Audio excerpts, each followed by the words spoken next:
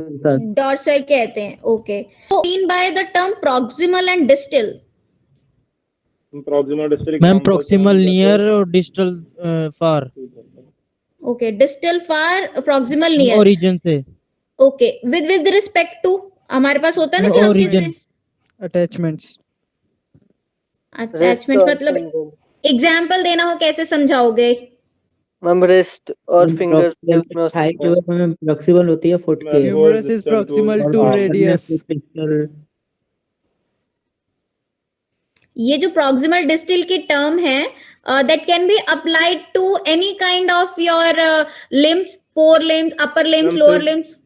Ma'am limbs में होता है सिर्फ, वैसे लाइक हम तो और कहीं के लिए एप्लीकेबल नहीं होता है। हाँ, अच्छा, लिम्स पे होता है तो मतलब ठीक है, मैं राइट साइड में मेरी जो एल्बो है that is somewhat near to the left hand side wrist, ऐसा कुछ कह सकती हूँ मैं कि वो उसके प्रॉक्सिमल है? Ma'am same Yes, ma'am, elbow is proximal. Side same होनी चाहिए, पर proximal लेकिन to elbow. एप्लीकेबल सिर्फ लिम्स पे होता है वो। नहीं नहीं, my question is, if I am saying my right side elbow is proximal to left side wrist, is it right or wrong? No ma'am. No, ma'am. No ma'am. Only one right को hand, right ma'am, से only compare one करेंगे। hand. हाँ, it should be on the one side of the limb, चाहे आप Yes, ma'am. Right leg की बात कर रहे हो, राइट आर्म की बात कर रहे हो, एक तरफ होना चाहिए जब आप मेजर कर रहे हो। Both the parts from both side. हाँ, मतलब हम दोनों को अलग से नहीं कर सकते कि आप राइट साइड के जो ऑर्गन है उसको लेफ्ट साइड से कंपेयर करो, ऐसा पॉसिबल नहीं है। It should be on the same type of limb. Okay, what do you mean bye superficial and deep? Ma'am, superficial means forward or on the surface of the body, and deep means always away from the body. Away from the Deep body or towards the inside? core of the body. Surface of the body. Inside the body. Deep तो मतलब inside हो गया, core Toward part the हो गया, core. है ना, inside deeper part, ऐसा कुछ। Yes.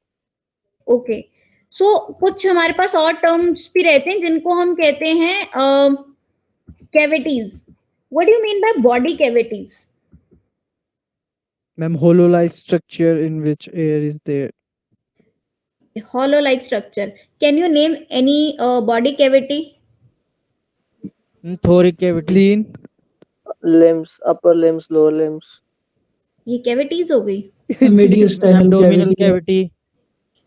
ओके, एब्डोमिनल कैविटी, अच्छा, और Chest cavity. वर्टिबल थोरेसिक नहीं हो जाएगा वो तो, जो आप कहना चाह रहे हो, थोरेसिक कैविटी जिसमें शायद स्टर्नम Yes, रिब्स ma'am. वगैरह दो आती नाम हैं। होते हैं ना, उसको थोरिक और चेस्ट कैविटी भी बोलते हैं।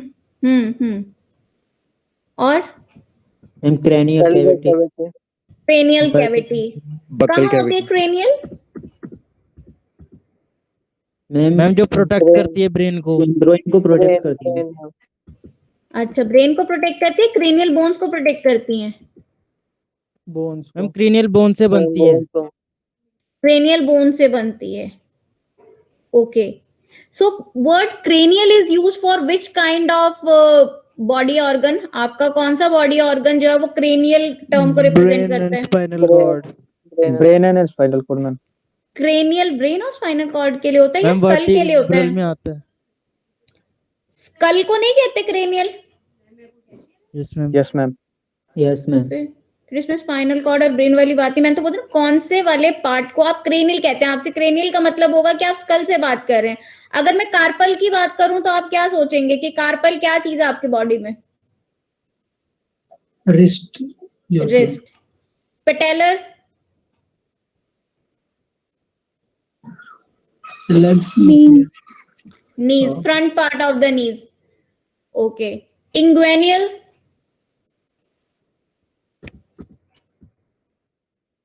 What is inguinal? Groin. What is this groin? Lower part होता है। लोअर पार्ट होता है बॉडी का। एब्डोमिनल के लास्ट में। ओके, एब्डोमेन के लास्ट में, ठीक है। अगर मैं आपसे ये बात पूछूं कि जैसे आपकी जो टर्म्स हैं, ये जितने भी हमने टर्म्स पढ़ी हैं, इसमें कुछ हमारे पास टर्मिनोलॉजीज होती हैं जिसमें आप बॉडी को क्लासिफाई करते हैं लाइक सुपीरियर और इंफीरियर पार्ट में। So what is this superior inferior with respect to your considering की बॉडी का कोई पार्ट सुपीरियर है, इंफीरियर है, कैसे?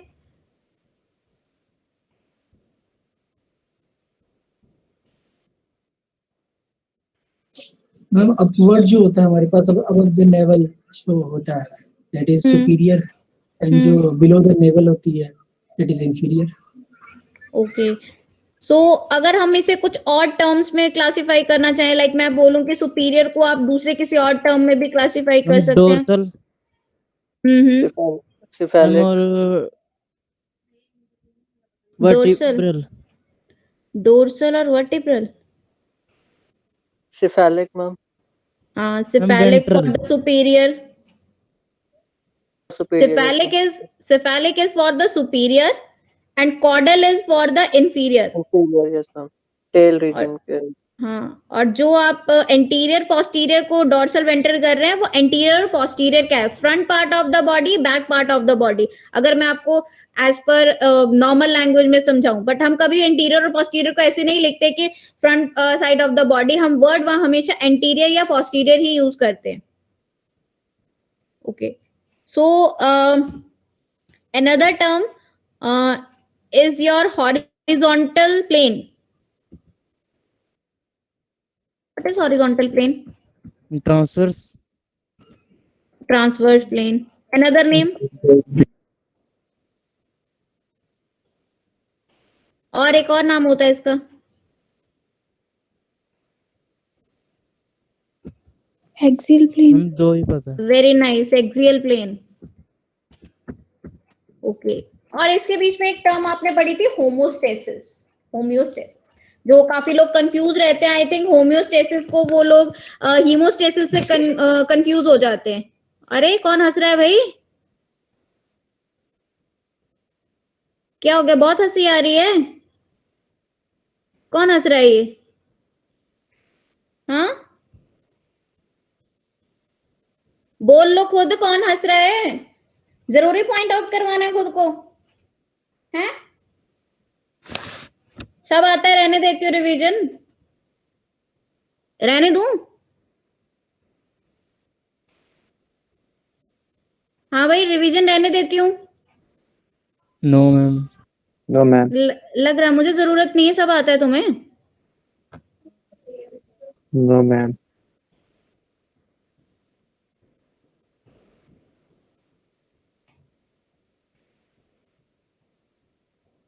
What is homeostasis? मैम हमारी बॉडी एनवायरनमेंट के साथ इक्विलिब्रियम में रहने की मेंटेनेंस कोशिश ऑफ करती है। Internal environment. Internal environment. Physiological mechanism that stabilize internal environment. कैसे बॉडी होम्योस्टेसिस मेंटेन करती है?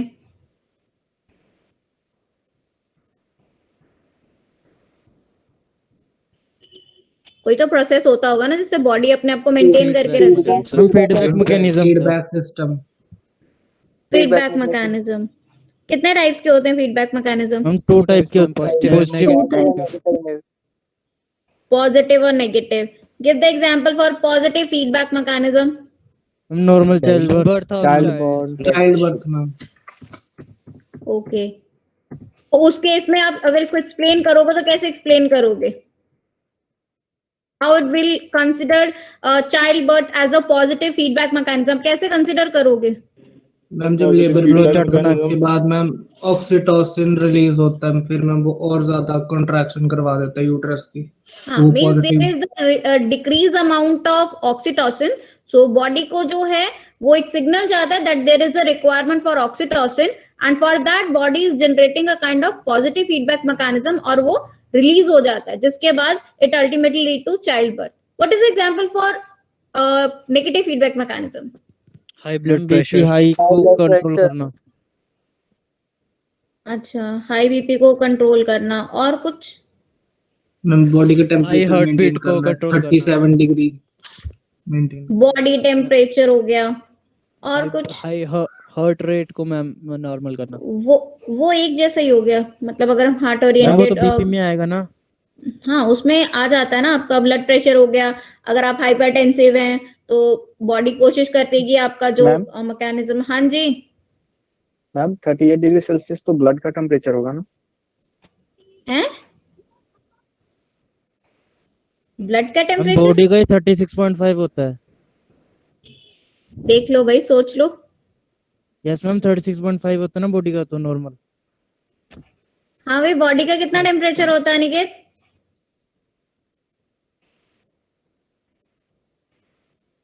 What is the normal body temperature? 37.6. 37 degree 37 degree 37। ये 38 कब से हो गया? कोई नई अपडेट है? दीपक ने बताया। It's 37.5 degree Celsius for the body temperature. ठीक है, तो उस चीज को मेंटेन करने के लिए भी, इन केस अगर बॉडी में हाइपोथर्मिया हो गया है, बॉडी का टेम्परेचर कम हो गया है, ठीक है, या ज्यादा हो गया है, हाइपरथर्मिया की कंडीशन हो गया, तो अकॉर्डिंगली बॉडी जो है it will try to manage. ठीक है, तो वो उसको जो है कम करने की कोशिश करती है या ज्यादा करने की कोशिश करती है। तो दैट इज अ काइंड की बॉडी जो है एनवायरमेंट के साथ अपने आप को एडजस्ट करने की कोशिश कर रही है। ठीक है, जब एक्सेसिव समर्स होते हैं तो आपकी बॉडी से एक्सेसिव स्वेटिंग स्टार्ट हो जाती है।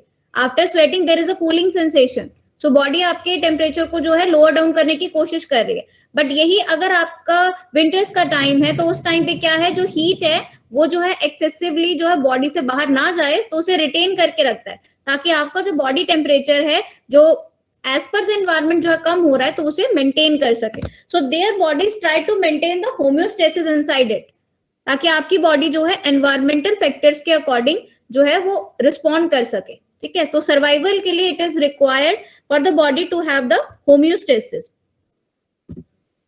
इसमें किसी को डाउट? आई थिंक यही सारी चीजें हैं आपके फर्स्ट वाले पार्ट में। कुछ और भी है क्या इसमें जो तुमने पढ़ा हो, मैंने ना डिस्कस किया हो? नो मैम, हम लेवल ऑफ ऑर्गेनाइजेशन था। वो पूछा मैंने, level of organization okay starting में। एक फ्लो चार्ट मैंने आप लोगों को बताया था लेवल ऑफ ऑर्गेनाइजेशन में, आई थिंक सिस्टम लेवल पे था। Yes ma'am, If you remember. Working of system पे था। हाँ, वो क्या चीज थी, कैसे समझा रहे थे हम उसमें सिस्टम लेवल पे? मैम सारे हमारे सिस्टम थे, डाइजेस्टिव सिस्टम, रेस्पिरेटरी और मैम एक्सक्रीटरी सिस्टम था, कार्डियोवास्कुलर था। मैम जनरली इसके अंदर हमने ये देखा था कि जब हम खाना खाते हैं सबसे पहले डाइजेस्टिव सिस्टम में जाता है, डाइजेस्टिव सिस्टम से अब्सॉर्ब होता है, ब्लड में जाता है, और ब्लड से वो हमारे बाकी जो सेल्स टिश्यूज के अंदर जो टिश्यूज के अंदर जाता है। फिर हमने देखा ब्लड के अंदर से फिर वो हमारा जो किडनी वाला पार्ट क्या कहते हैं, एक्सक्रीटरी सिस्टम वाला भी कनेक्टेड रहता है। हमने भी ये देखा कि कार्डियोवास्कुलर सिस्टम के साथ वो हमारा जो रेस्पिरेटरी सिस्टम होता है वो भी कनेक्टेड रहता है। उसमें से ऑक्सीजन हमारी बॉडी के अंदर अब्सॉर्ब होता है और कार्बन डाइऑक्साइड निकलता है, और इस तरह और उसके बाहर हमने कवरिंग देखी थी इंटेग्यूमेंट्री सिस्टम की जो सबको प्रोटेक्ट कर रहा है। हमने ये देखा था कि सिस्टम लेवल पे आपकी बॉडी जो है वो एक साथ बहुत सारी चीजें जो है वो मेंटेन करती है। ऐसा नहीं है कि अगर आप सिर्फ खाना खा रहे हैं तो आपका रेस्पिरेटरी सिस्टम काम नहीं कर रहा है।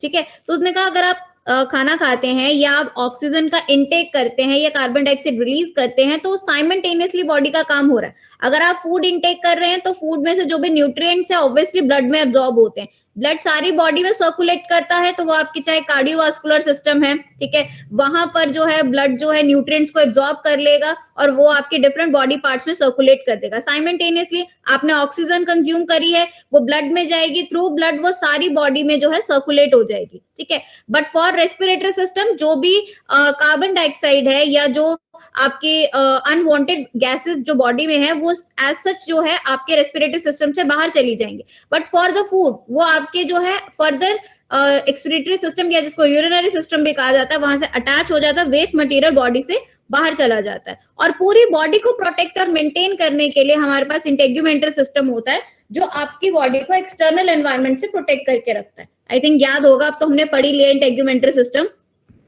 Yes ma'am, yes ma'am. तो एक्सक्रीशन का भी काम करता है वो। हाँ, उसमें एक्सक्रीशन भी होती है, स्मॉल अमाउंट ऑफ स्वेट की फॉर्म में, और बाकी जो सॉल्ट एक्स्ट्रा होता है, हाँ सॉल्ट है, यूरिया है, थोड़ी थोड़ी अमाउंट है, वहां से भी एक्सक्रीट आउट हो जाता है। ठीक है, what do you mean by afferent pathway and efferent pathway? Ma'am afferent होता है जहां से सिग्नल ट्रांसफर होता है और इफेक्टर के पास जाता है तो वो इफरेंट पाथवे हो जाता है। हाँ, मतलब जो आपके कंट्रोल सेंटर है जिसके पास आपका रिसेप्टर सिग्नल लेकर जा रहा है, that pathway is known as afferent pathway. ठीक है, और वो जो कंट्रोल सेंटर है जब कोई रिस्पॉन्स जनरेट करता है जो फर्दर आपके ऑर्गन तक पहुंचाना होता है, that pathway is known as efferent pathway. Is that clear? Yes, ma'am. Yes. कोई डाउट? No, ma'am. डाउट तो सारे एग्जाम्स में निकलेंगे तुम्हारे। अब बोलोगे मैम ये भी नहीं आता, वो भी नहीं आता, ऐसा ही होगा। ठीक कह रही हूँ मैं? मैम हाँ जी, मैम, हमने जो कैविटीज पढ़ी थी हाँ जी। क्रेनियल, वर्टिब्रल और मेनिंजेस, इन तीनों के अलावा मैम एक थोरेसिक भी पढ़ी थी। मैम ये तो मेजर थी, अब कुछ जो बेचारी छुपी रह गई थी, जैसे मेडिस्टेनियल हो गया, प्लूरल हो गया और पेरिकार्डियल। मैम ये कुछ पार्ट रह गया था, मतलब आपने कुछ लास्ट में कटवाया था, तो मेरे को वो श्योरिटी नहीं थी। हमने कुछ प्लेन्स भी करे थे वो। ऐसा नहीं था कि कटवाया था, एक्चुअली ऐसा था कि आपके जो इसमें हाँ ये थोड़ा एक्स्ट्रा मटेरियल था। लाइक कई लोग कह रहे थे ना कि मैम ये कैविटीज वाला पार्ट थोड़ा डिफिकल्ट हो रहा है इन द वेरी स्टार्टिंग, कि ये थोड़ा डिफिकल्ट है, तो फिर मैंने आपको कहा था कि थोड़ा आपके सिलेबस से बियॉन्ड भी मैंने इसमें चीजें ऐड करी हैं। कई बार 2 मार्क्स क्वेश्चन या 5 मार्क्स क्वेश्चन जो हैं वो बियॉन्ड द सिलेबस भी चले जाते हैं आपके फाइनल्स में। तो उससे ओरिएंटेड या लिंक कुछ भी ऐसा पार्ट हो तो हम उसे कवर कर ले, ताकि आपके लिए वो आउट ऑफ सिलेबस ना रहे। तो मैम ये जो हमने क्वाड्रेंट्स वाला टॉपिक पढ़ा था, तो वो तो क्वाड्रेंट वाला टॉपिक इज वो मैंने ऐड किया था। Quadrant was not in your syllabus. तो मैंने आपको एक्सप्लेन कर दिया था कि क्वाड्रेंट्स वगैरह होते हैं जिसमें हम बॉडी को डिफरेंट पार्ट्स में डिवाइड करते हैं, और क्वाड्रेंट्स का ज्यादा रोल रहता है जो टोटली मेडिकल फील्ड से ओरिएंटेड होते हैं, लाइक जिनको एग्जामिन करना होता है पेशेंट को, वहां जरूरत होती है इन सब चीजों की। आप इसे स्किप भी कर देते हैं। हाँ वो चीज इमेजिंग वाला आप पढ़ सकते हैं। ये चीजें मैंने आप लोगों के पढ़ने के लिए ऐड कर रखी है। ऐसा सिलेबस में ये चीज नहीं मेंशन है कि एमआरआई क्या होता है, सीटी स्कैन क्या होता है, ठीक है। तो ये मैंने ओवरव्यू में इसलिए लिया था कि आपको उनकी टर्म्स पता हो। कल को आपसे पूछा जाए कि अगर मान लो सिटी की आपको आ जाए फुल फॉर्म क्या होती है, एटलीस्ट आप लिख सको कि क्या होता है, ठीक है। पीईटी क्या होता है, ठीक है, पॉजिट्रॉन एमिशन टोमोग्राफी होती है। तो इस तरह से मैंने आपको सुपरफिशियली जो है एक ओवरव्यू दिया था। कई बार ऐसा हो जाता है, एक्सटर्नल जो है एग्जामिनर जो है पेपर में कुछ ऐसे टर्म्स ऐड कर देते हैं। वो तो ठीक है, but MSc point of view से क्वाड्रेंट्स तो चलो हटा ही देंगे मैम, बट लेकिन जो सारी कैविटीज थी उस कैविटीज में कोई शॉर्ट लिस्ट वाली हैं सिर्फ उन्हीं पे फोकस करना है? ऐसा कुछ शॉर्ट लिस्ट नहीं है। इसमें क्वेश्चन बनने के चांसेस ज्यादा से ज्यादा आपके 2 मार्क्स बेस्ड क्वेश्चन बनने के चांस ज्यादा हैं। ये चैप्टर 2 मार्क्स क्वेश्चन के हिसाब से है। इसमें आपको कंप्लीट ऐसा कुछ नहीं आने वाला जिसमें आपको कंप्लीट हेडिंग कैविटी पे पूछ लेंगे।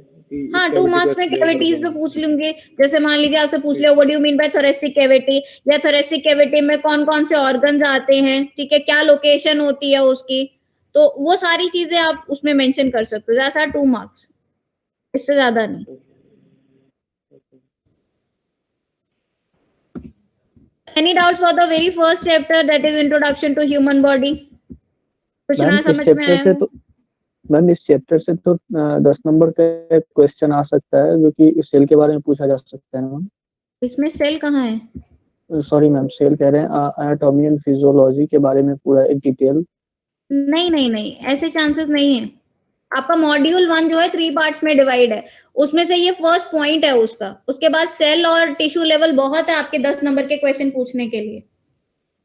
इस वाले चैप्टर में से ज्यादा 2 मार्क्स, अगर आपको 10 मार्क्स में आता है तब भी एक एक करके टर्म्स ही पूछी जाएंगी इसमें, इससे ज्यादा नहीं हो सकता इसमें क्वेश्चन, इतना डिटेलिंग नहीं है, ठीक है। सो टर्म्स याद रखिए, what you mean by this, autopsy, polyps, ऐसी छोटी छोटी टर्म्स पूछी जा सकती हैं। मैम हाँ जी मैम एक बार पॉलिप्स का बता दोगे? Aniket, what you mean bye polyps? abnormal growth of tissues.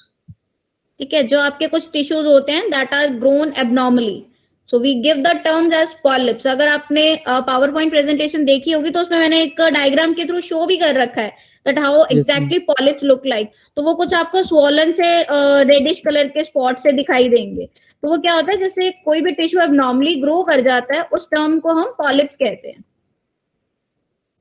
ठीक है। इतना टर्म लिखना काफी है आपके लिए 1 या 2 मार्क्स में। Okay, so after that we have I think cell for the first module part. इसके बाद cellular level of organization है आपका। Yes, ma'am. Yes, ma'am. Okay, so what do you mean by cell? Ma'am, it's basically a structure and functional basic structure of fundamental life. unit of life. Okay, it's basic structure and functional unit of life. Fine. So ये जो आपका cell है, ये कितने types के होते हैं? Two type के, eukaryotic, prokaryotic. Eukaryotic, prokaryotic. Fine. So eukaryotics जो होते हैं, वो कौन सी कैटेगरी रहती है? हम यूकैरियोटिक्स है, प्रोकैरियोटिक्स हैं? Eukaryotic. Eukaryotic. Eukaryotic. Okay, we are eukaryotics. ठीक है. So, can you name the organelles that are present in the cell? Mitochondria. Reticulum, cytoplasm, micro. Golgi body, lysosomes, peroxisome. Nucleus, nuclei. Okay, Rough nucleus है, endoplasmic cytosome हो गया, किसी ने mitochondria. Okay, rough endicular. और गॉली complex हो जाएगा ma'am. Microtubule. flagella, ciliar flagella. Smooth year. okay, smooth endoplasmic reticulum. What is the difference between smooth and rough endoplasmic reticulum? Ma'am rough में हमारे राइबोसोम्स की सिंथेसिस होती है और स्मूथ में फैटी एसिड की होती है. What is the functions of ribosomes?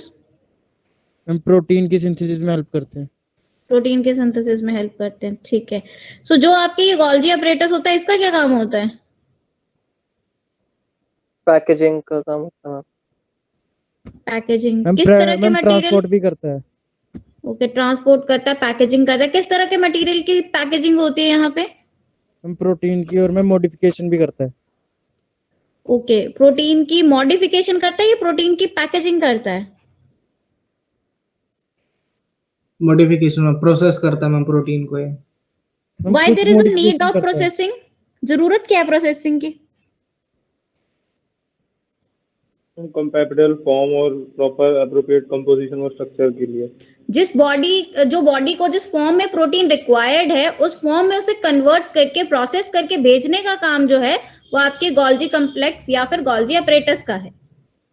ठीक है. इसलिए उसको चेंज करने की जरूरत होती है, क्योंकि बॉडी को जिस फॉर्म में उस प्रोटीन की रिक्वायरमेंट है, उसको कन्वर्ट करना पड़ता है. ठीक है. तो उस कन्वर्जन के लिए ये जो आपका गोल्गी कॉम्प्लेक्स है, that is playing important role. Okay. So other than that, और भी कोई ऑर्गन्स होते हैं, ऑर्गेनेलीज प्रेजेंट होते हैं आपके. Now what is the difference between organelle and organs?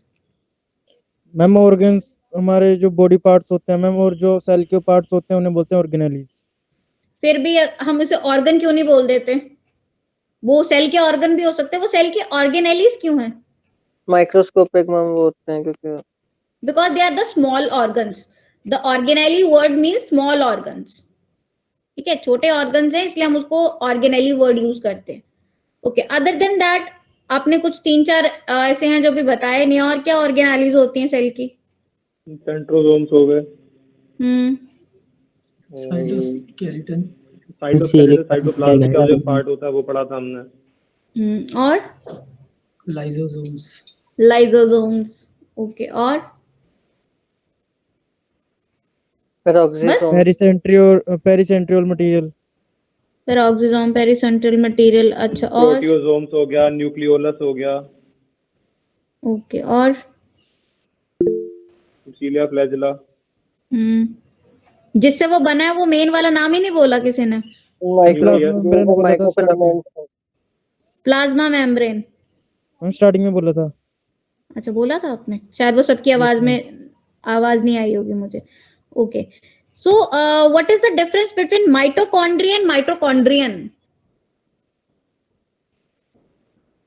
Mitochondria single को को बोलते हैं. प्लूरल होता है और माइटोकॉन्ड्रियन सिंगुलर होता है, एक को बोलते हैं. सिंगल जो आपका माइटोकॉन्ड्रिया, दैट इज माइटोकॉन्ड्रियन, और प्लूरल फॉर्म में उसी को हम माइटोकॉन्ड्रिया कह देते हैं. What is the function of mitochondria? Power house of cell. Power house of the cell. Okay. What is the function of plasma membrane?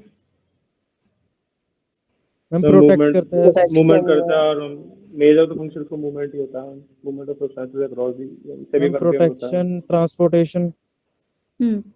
Flexibility provide करता है. हम शेप चेंज करता है. फ्लेक्सिबल है, बैरियर है. कुछ भी अपनी मर्जी से कोई जो है बिना प्लाज्मा मेम्ब्रेन अगर नहीं होगी तो कुछ भी जो है सेल के अंदर एंटर कर जाएगा. So that act as a barrier. What do you mean by the sturdy barrier? The strongest होता है. I think hardest, stiff stiff stiff stiff कह लो, हाँ हार्ड कह लो। स्टिफ, हार्डेस्ट, ठीक है।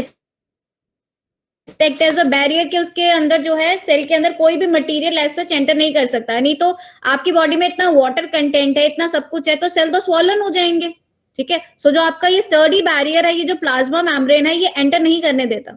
Okay, I think there are some kind of membrane proteins that are present in your plasma membrane. कुछ Yes, ma'am. Membrane protein होते हैं, कौन कौन मैम से? पेरिफेरियल, पेरिफेरल और Transmembrane. Okay, transmembrane. Another name for transmembrane? Integral ma'am. Integral और peripheral दो पढ़े थे। इंटीग्रल और peripheral, what is the difference between integral and peripheral? Ma'am peripheral एक साइड में प्रेजेंट होएगा और ट्रांसफर दोनों साइड में। ऐसा कुछ था। मैम पेरिफेरी की तरफ जो प्रेजेंट होता है वो पेरिफेरल होता है, और जो इंटरनल रीजन में प्रेजेंट होता है वो इंटीग्रल होता है। आई थिंक ऐसा नहीं था कि जो Integral नहीं फिक्स, जानते। जो फिक्स्ड होते हैं that are known as integral, that are fixed, जो उसमें एज सच प्रेजेंट होते हैं मेम्ब्रेन के बीच में, जो फ्लोट नहीं करते हैं। आई थिंक मैंने आइसबर्ग की एग्जांपल दी थी। पेरिफेरल प्रोटीन्स आर लाइक जो इजीली मूव कर सकते हैं, अ काइंड ऑफ आइसबर्ग, जैसे आपका जो आइस का पीस है वाटर पे फ्लोट करता रहता है, ऐसा कुछ बताया था। Yes, ma'am. तो इंटीग्रल आर दो जो एक जगह फिक्स हैं आपके मेम्ब्रेन के अंदर, एज सच फिक्स हैं, लेकिन पेरिफेरल प्रोटीन्स जो हैं that are in a movement, वो कंटिन्यूस एक मूवमेंट में रहते हैं, वो एक जगह से दूसरी जगह जो है फ्लोट कर लेते हैं, जैसे आपके एक आइसबर्ग जो है, एक आइस का पीस जो है वो वाटर के ऊपर फ्लोट करता है, लाइक दैट। मैम जो ट्रांसफर्स होंगे वो तो दोनों सरफेस को एक्सपोज होंगे ना। ट्रांसफर्स जो होते हैं वो फिक्स्ड होते हैं, एक ही जगह जहां प्रेजेंट है, वो कहीं मूव नहीं करते। अगर आपको डायग्राम अगर याद नहीं है तो कभी खोल लिया करो, जैसे अभी कभी डिस्कशन हो रहा होता है तो फोन में खोल लिया करो उसको, पावर पॉइंट प्रेजेंटेशन को, आसानी से समझ में आ जाएगा। उसमें मार्किंग्स देखा करो कहाँ जैसे को प्रेजेंट है, वो एक ही जगह प्रेजेंट होंगे, अंदर की साइड जो इंटरनल वाला पार्ट है वहीं पर प्रेजेंट होंगे, और वो फिक्स होती है लोकेशन, वो हिलते नहीं है एक जगह से। That's why they are known as integral. आपने सुना होगा ना दैट कई बार हम टर्म यूज करते हैं, integral part of life, important part, ठीक है, जो इधर से उधर रिप्लेस नहीं किया जा सकता। बिल्कुल, ये प्रोटीन्स जो हैं, membrane proteins are the integral part of your plasma membrane, ठीक है। डिस्कशन के टाइम अपनी पावर पॉइंट खोल के बैठा करो, थोड़ा आसानी से समझ में आएगा क्या डिस्कस कर रहे हैं। What is the function of membrane protein?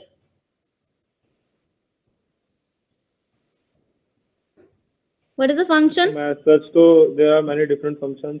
वो आयन चैनल की तरह एक्ट करता है, एज अ कैरियर काम करता है, as a receptor, as a linker,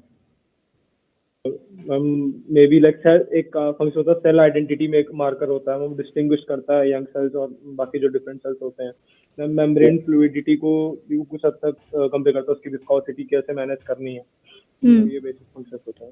What do you mean by MHC? What do you mean by term MHC? Ma'am major histocompatibility complex. It's major histocompatibility complex. क्या role रहता है इसका? कुछ बताया था शायद मैंने। What is this MHC? Ma'am ये जीन्स के लिए कोडिंग करता है। कोई बात नहीं, आगे पैथो में डिटेल में पढ़ोगे, कोई बात नहीं। Okay ma'am, what do you mean bye fluidity? Fluidity ma'am की विस्कोसिटी कह सकते हैं हम, विस्कोसिटी से रिलेट होता है वो। लिपिड और बाइलिपिड जो लेयर होती है, तो हम उसमें कितनी फ्लुएंसी क्या होती है, फ्लूइडिटी होती है, मतलब हम जो फ्लूइड है वो कितना विस्कस और कितनी फ्रीली फ्लो कर रहा है। हाँ, कितना विस्कस है, हाँ ओके, उसकी मूवमेंट कैसी है, वो फ्लो कैसे कर रहा है, कितना विस्कस, कितना गाढ़ा है जो फ्लोट नहीं कर पा रहा है उसके। हाँ, सो ये चीज कैसे मेंटेन रहती है, जैसे आपकी जो मेम्ब्रेन की फ्लूइडिटी है वो कैसे मेंटेन रहती है? कोलेस्ट्रॉल जो होता है हम serve the purpose to stabilise the membrane fluidity. हाँ, वो उसको स्टेबलाइज कर देता है, ठीक है। What do you mean by concentration gradient और इलेक्ट्रिक ग्रेडियंट?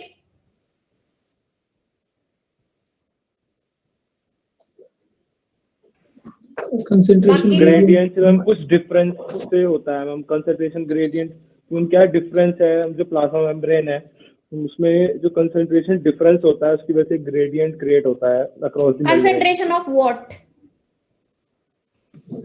केमिकल्स और कंपोनेंट्स जो अलग अलग होते हैं। हाँ, किसी केमिकल की कंसंट्रेशन जो है on the one side of the plasma membrane and on the another side of the plasma membrane, वो जो कंसंट्रेशन है, वो जो डिफरेंस है दोनों की कंसंट्रेशन में, that is known as concentration gradient. बाकी लोग नहीं बोल रहे क्या? क्या बात हो गई? आता नहीं है या बोलने का मन नहीं है?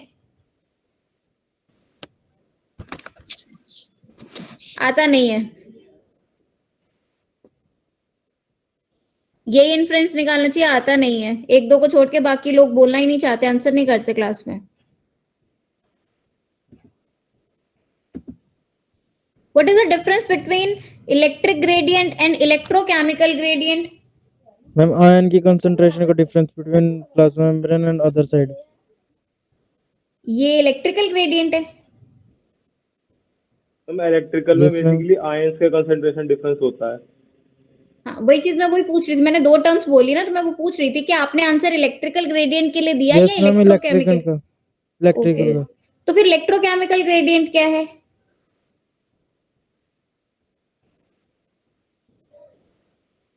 दोनों को मिला के बोलते हैं उन्हें। मैम जो आपने एक टर्म पहले पूछी थी और इस वाली को इकट्ठे को मिला के बोलते हैं। मे बी कंसंट्रेशन और इलेक्ट्रिकल ग्रेडियंट का जैसे ये बोला है, मैं मे बी हो सकता है, शायद सेम है, मेरे को एग्जैक्टली आइडिया नहीं है, बट लेकिन शायद हो। कंसंट्रेशन, हाँ, कंसंट्रेशन प्लस इलेक्ट्रिकल ग्रेडियंट, यानी अगर आप आयंस प्लस केमिकल दोनों के डिफरेंस को एक साथ स्टडी कर रहे हैं, so we will give the term as a electrochemical gradient. Okay, what are the transport mechanisms? Passive and active. Ma'am जिससे मूवमेंट होती है। होता है, एक्टिव में दो होता है। पैसिव में सिंपल, फैसिलिटेटेड और ऑस्मोसिस, और एक्टिव में एक्टिव ट्रांसपोर्ट प्राइमरी सेकेंडरी होते हैं, उसके दो पार्ट, और सेकंड कैटेगरी वेसिकुलर ट्रांसपोर्ट की होती है। What do you mean bye diffusion? Movement of Movement of substances from region of lower concentration. Movement of substance from Region of higher concentration to region of lower concentration. हाँ, मतलब high concentration से low concentration में। आपको कोई example बताएंगे जिसमें आप physically examine करके बता सकें? मैम वाटर में डाई को डालना। मैम जो हमारे पास आरबीसी होती है, हाँ जी, वो हमारे पास बर्स्ट कर जाती है अगर उसके अंदर हम हाइपोटोनिक सॉल्यूशन में डालते हैं तो। सो वो प्रोसेस डिफ्यूजन बता रहे हो, आपके हाई कंसंट्रेशन से लो कंसंट्रेशन में हो जाए तो इस तरह से। Yes ma'am. ओके, तो वो फिजिकल अपीयरेंस थोड़ी ना हुई, आप उसको एज सच विजुलाइज थोड़ी ना कर सकते हो। वो तो हम डायरेक्ट फिजिकल अपीयरेंस होता है जिसमें आपको, हाँ, डाई वाला एग्जांपल हो सकता है, जिसमें मैंने शायद आपको KMnO4 वाला एग्जांपल भी बताया था। यस मैम, ब्लू कलर की डाई थी। हाँ, KMnO4 के क्रिस्टल्स अगर आप एसिड डाल दोगे, थोड़ी देर बाद सोल्यूशन आपका खुद ब खुद ही वॉयलेट कलर का हो जाएगा। That is a kind of diffusion. Diffusion मतलब होता है रिलीज होना, वो जो लिक्विड है, सॉल्वेंट है, उसमें मिक्स होना, वो डिफ्यूज हो जाता है। Okay, so is there any difference between simple diffusion and facilitated diffusion? हम फैसिलिटेटेड में आयंस के थ्रू पास होता है, चैनल के थ्रू पास होता है। चैनल के थ्रू पास होता है, और सिंपल में Yes, चैनल की जरूरत नहीं है। मैम जस्ट दो डिफरेंस है। उसमें एक कैरियर प्रोटीन की जरूरत होती है, फैसिलिटेटेड, उसको फैसिलिटेटेड मीडियम चाहिए होता है जो कि कैरियर प्रोटीन सर्व करता है। ओके, एक कैरियर प्रोटीन चाहिए होता है जो उस पर्टिकुलर मॉलिक्यूल को कैरी करके लेके जाता है, जहां से आपका जो फर्दर चैनल में से जो भी रिक्वायर्ड मॉलिक्यूल है वो पहुंच जाता है सेल के पास, ऐसा कुछ? Yes ma'am, facilitated diffusion. Okay, so what is the difference between then carrier protein and channel protein? हम कैरियर शेप चेंज करता है मॉलिक्यूल्स की, और चैनल तो सिंपली पास करा देता है। सो वो चैनल शेप प्रोटीन के चेंज अंदर- करने की जरूरत क्या है? मैम बड़े इजीली मॉलिक्यूल्स डिफ्यूज को, कर सके, बड़े मॉलिक्यूल्स होते हैं वो डिफ्यूज कर सके मेम्ब्रेन्स की जो पोरोसिटी होती है उसके अकॉर्डिंग, अपने साइज को Okay, कंपैटिबल so- बना देता है। जैसी रिक्वायरमेंट है उसके अकॉर्डिंग हम जो मॉलिक्यूल है उसको शेप चेंज कर देते हैं, आपके कैरियर मॉलिक्यूल, और वो इजीली क्रॉस कर जाते हैं, ऐसा कुछ? Yes. Okay, so simple diffusion से कौन से मॉलिक्यूल्स जो है वो इजीली क्रॉस कर जाते हैं? हम ऑक्सीजन, जो ऑक्सीजन, नाइट्रोजन, कार्बन डाइऑक्साइड जो हमने अलग अलग पढ़े हैं।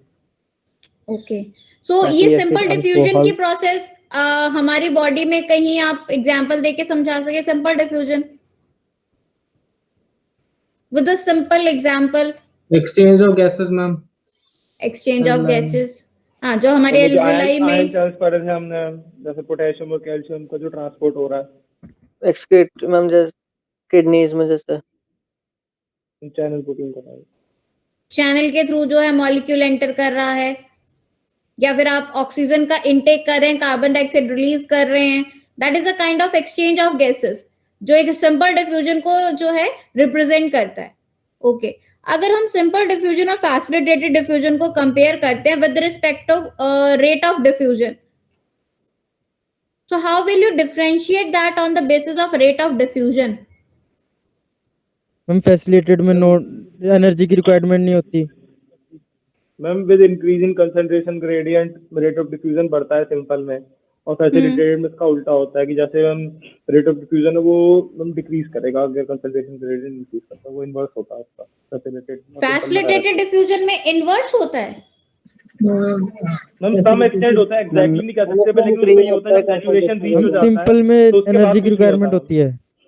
हमने मैम प्लेट्यू पढ़ा था, एक टर्म था प्लेट्यू या फिर सुपर सैचुरेशन बोलते हैं, कि हम उसमें वो एक पर्टिकुलर पॉइंट पे इंक्रीज, एक पर्टिकुलर पॉइंट पे इंक्रीज करता है with, जो रेट होता है वो कंसंट्रेशन के अकॉर्डिंग। हाँ, but it is not inverse. हाँ, वो इनवर्स नहीं है ना। हाँ, इनवर्स नहीं है, प्लेट्यू हो जाता है। हाँ, वो एक स्टेगनेंट लोकेशन आ जाती, पोजीशन आती है, सैचुरेट हो जाता है। लाइक अब आप उसके बाद कोशिश करोगे कि डिफ्यूजन हो जाए, मॉलिक्यूल डिफ्यूज हो जाए, लेकिन वो जो है आपका मॉलिक्यूल और ज्यादा डिफ्यूज नहीं होता, वो सोल्यूशन जो है वो सैचुरेट हो जाता है, बिकॉज उसमें जो कैरियर प्रोटीन है उसमें अवेलेबिलिटी नहीं है और किसी मॉलिक्यूल के साथ बाइंड करने की। सो जो आपका रेट ऑफ डिफ्यूजन होता है सिंपल डिफ्यूजन में, दैट इज समवट कि आप कंसंट्रेशन ऐड कर रहे हो, बढ़ा रहे हो विद द पैसेज की, उसमें जो आपका ग्राफ है वो एक स्टीप स्लोप की तरह जाता है, ठीक है, इंक्रीज करता है। लेकिन जो आपका फैसिलिटेटेड डिफ्यूजन होता है उसमें कुछ टाइम के बाद आपके कैरियर प्रोटीन सैचुरेट हो जाते हैं, यानी जो भी उसमें लोकेशन अवेलेबल थी वो सारी की सारी खत्म हो गई है, लोकेशन अवेलेबल नहीं है, तो आपका जो प्रोटीन है दैट इज समवट सैचुरेटेड। यानी अब आप जितने मर्जी उसमें जो है कंसंट्रेशन को एडजस्ट कर लो, कुछ भी कर लो, वहां पर आपका जो मॉलिक्यूल है वो किसी भी तरह से डिफ्यूज नहीं होगा। So this is with respect. देखिए 2 नंबर के क्वेश्चन में इस तरह से आपको घुमा फिरा के क्वेश्चन आ सकते हैं। आपने सारा डिफरेंस पढ़ा हो, उसमें ये भी पूछा जा सकता है कि इस पर्टिकुलर विद रिस्पेक्ट टू क्या है, एग्जाम्पल से डिफरेंशिएट करो क्या डिफरेंस है, तो ऐसी चीजें आप ध्यान से पढ़िए, ठीक है। क्वेश्चन घुमा फिरा के आएंगे, मैं बता देती हूँ। जो भी पढ़ना ढंग से पढ़ना। Okay, What is the difference between facilitated diffusion and osmosis? Or it is same? No ma'am, ma'am same ही एक तरह से कह सकते हैं How? मैम। जहाँ पे हाई कंसंट्रेशन होगी सॉल्वेंट की मैम, वो लो कंसंट्रेशन में जाता है तो ma'am osmosis semi permeable membrane के थ्रू। लेकिन यहाँ परमिएबल मेम्ब्रेन का इन्वॉल्वमेंट है, यस मैम, यस। वहां पर मेम्ब्रेन चाहिए। उन्हें मेम्ब्रेन की जरूरत नहीं है। अगर आप सिंपल डिफ्यूजन से कंपेयर करते हैं वहां पे भी मूवमेंट होती है, हाई कंसंट्रेशन लो कंसंट्रेशन से, ठीक है। लेकिन ऑस्मोसिस के केस में वो मूवमेंट के लिए आपको कोई परमिएबल मेम्ब्रेन चाहिए या सेमी परमिएबल चाहिए या किसी भी तरह की सेल मेम्ब्रेन चाहिए। What do you mean by the term permeable and semi permeable? हम परमेबल मैम किसी को भी अलाउ कर देती है, पर सेमी परमेबल सिलेक्टिवली पास करती है। हाँ, कुछ सिलेक्टिवली और पार्शियली जो है वो अलाउ करती है मटेरियल को, आयंस को क्रॉस करने के लिए। So that is the example for your osmosis. आपने इसमें टोनिसिटी पढ़ा था। What do you mean by the term tonicity? What do you mean by term tonicity? Osmolality होती है, ऑस्मोलिटी ऑफ अ सॉल्यूशन, जिसका जो कंसंट्रेशन है किसी पर्टिकुलर सॉल्यूशन में, तो उसके बेसिस पे बोलते हैं, जो कंट्रीब्यूट करता है। हम अगर हमें इसे बेसिक समझाना हो, व्हाट इज दिस ऑस्मोलैलिटी, हमें नहीं पता, तो आप कैसे समझाओगे टोनिसिटी को? एज सच किसी पर्टिकुलर सॉल्यूशन का जो कंसंट्रेशन होता है हम उसके बेसिस पे हम कहते हैं कि जैसे हाइपो और हाइपर टर्म यूज कर सकते हैं। हाइपर मतलब ज्यादा कंसंट्रेशन है किसी पर्टिकुलर सॉल्यूशन में किसी सॉल्यूट का, और वहीं पे जब सॉल्यूशन में कम है कंसंट्रेशन किसी पर्टिकुलर सॉल्यूट का, तो उसको हाइपो बोलते हैं। Tonicity is somewhat is a major for the osmotic pressure gradient. जब हम ऑस्मोटिक प्रेशर को मेजर करते हैं, जो टर्म जिसमें आप उसको मेजर करते हैं that is known as tonicity. हर चीज को मेजर करने के लिए हमारे पास, आपने देखा होगा ना, कुछ टर्म्स होती हैं, ठीक है। कोई लेंथ को मेजर करने के लिए मीटर है, सेंटीमीटर है। लाइक ऑस्मोटिक प्रेशर को जिस टर्म में आप मेजर करते हैं या एक्सप्रेस करते हैं, दैट इज द टोनिसिटी। फिर आप उसको आगे कह सकते हो कि अगर सोल्यूशन ज्यादा हो जाता है तो हम उसको हाइपरटोनिक कह देते हैं, ठीक है। टोनिसिटी यानी ऑस्मोटिक प्रेशर ग्रेडियंट ज्यादा हो गया, कम हो गया तो उसको हाइपोटोनिक कह देंगे। अगर सेम हो गया तो आप उसको आइसोटोनिक कह देंगे। So tonicity is basically the measurement of the osmotic pressure gradient, ठीक है। तो उसको जो एक्सप्रेस करते हैं वो हम टोनिसिटी के उसमें एक्सप्रेस करते हैं। कभी आपने ये थोड़ी लिखा है हाइपो ऑस्मोटिक, ऐसा थोड़ी ना लिखते हैं हम क्या लिखते हैं, हाइपोटोनिक या हाइपरटोनिक, हाइपर ऑस्मोटिक नहीं लिखते। सो वो जो आपकी ये ऑस्मोसिस है, जो ऑस्मोटिक प्रेशर है, इस चीज को एक्सप्रेस करते हैं हम टोनिसिटी के टर्म में। समझ में आया? Yes ma'am. Yes, ma'am. Okay, so what do you mean bye hypertonic solution? Concentration high होती है इसमें। जब हम कंसंट्रेशन सॉल्यूट की सेल हम के बाहर अनदर से ज्यादा कंपेयर करने में ज्यादा है तो कंसंट्रेशन सॉल्यूट हाँ, आपके ज्यादा सॉल्यूट होती की है। कंसंट्रेशन बहुत ज्यादा होती है। सेल के If you बाहर are, हाँ, as compared to another solution, if there is high concentration of solute, तो उस चीज को आप हाइपरटोनिक कहेंगे। मैंने आपको पहले भी बताया था, ये हाइपर और जो हाइपर टर्म है हम with respect to solute use करते हैं, सॉल्यूशन यूज नहीं करते, ठीक है। तो ये चीज जरूर ध्यान रखना। अगर आप ये वर्ड वहां नहीं लिखोगे, लाइक आपको आ जाता है डिफाइन हाइपोटोनिक सोल्यूशन और आप लिख रहे हैं कि low concentration with respect to another solution, ठीक है। सो ये आपका आंसर गलत हो जाएगा। कंसंट्रेशन ऑफ व्हाट, सोल्यूट, तो वो लिखना जरूरी है वहां पे, ठीक है। Yes ma'am. बाकी ये टर्मिनोलॉजीज आप याद कर लेना, जैसे मैंने क्रीनेशन बताया है, हीमोलिसिस बताया है, ये टर्मिनोलॉजीज आप पढ़ लेना, ये डायरेक्टली पूछी जा सकती हैं। Okay ma'am. Define the term जैसे करके आपको क्वेश्चन आ सकता है 5 मार्क्स में, या हो सकता है पूरी 10 मार्क्स में टर्म्स ही आ जाए एक्सप्लेन करने के लिए। मैम हाँ जी, मैम क्रीनेशन का क्या बताया आपने? क्रीनेशन एक ऐसी टर्म होती है जिसमें जब आपका सेल जो होता है वो श्रिंक हो जाता है, यानी जब सारे का सारा जो उसका सोल्यूशन होता है, लिक्विड पार्ट, वो उसमें से अगर रिलीज हो जाता है बाहर, वो एकदम सूख जाता है, स्पाइकी हो जाता है, ठीक है। तो उस टर्म को हम क्रीनेशन कहते हैं, ओके मैम। ठीक है। उसमें सल्यूट का कंटेंट इतना ज्यादा हो जाता है और जो सॉल्वेंट यानी वाटर कंटेंट वो बिल्कुल खत्म हो जाता है। तो जैसे कोई चीज श्रिंक नहीं कर जाती, सिकुड़ जाती है, तो वो Yes, बिल्कुल ma'am. वैसा सा हो जाता है आरबीसी, तो उस टर्म को हम क्रेनेशन कहते हैं, ठीक है। Yes ma'am. तो इसी तरह से जो है थोड़ी बहुत जो है डेली हम लोग थोड़ा बहुत आपका जो भी है डिस्कस कर लिया करेंगे, ताकि आपको एक ओवरव्यू मिलता रहे। बट प्लीज साथ साथ पढ़ते रहना, इस तरह के ओवर कॉन्फिडेंस में मत रहना कि हमको याद है हम कर लेंगे, बार बार बता रही हूँ, पेपर के टाइम सब भूल जाओगे। मैम कल टिश्यू वाला होगा? हाँ, कुछ ऐसा ही, अभी सेल में भी थोड़ा बहुत पढ़ा है, उसको भी एक रिवीजन Yes, में कर ma'am. देंगे, ओके मैम। ठीक है। इस तरह आपके जो 2 दिन रह गए, 2-3 दिन, उसमें सारा सिलेबस कवर अप कर देंगे, ओके ठीक है। अटेंडेंस हो गई, you can leave, ma'am Ashmit की लीव लगा देना मैम। ठीक है। मैं लगा देती हूँ। और कोई? मैम ब्लड भी ज्वाइन नहीं हो पा रही है। अब तो हो भी गया लेक्चर खत्म, कौन नहीं ज्वाइन हो पा रहा है? मैम गिरधर। गिरधर, अच्छा। और भी है कोई?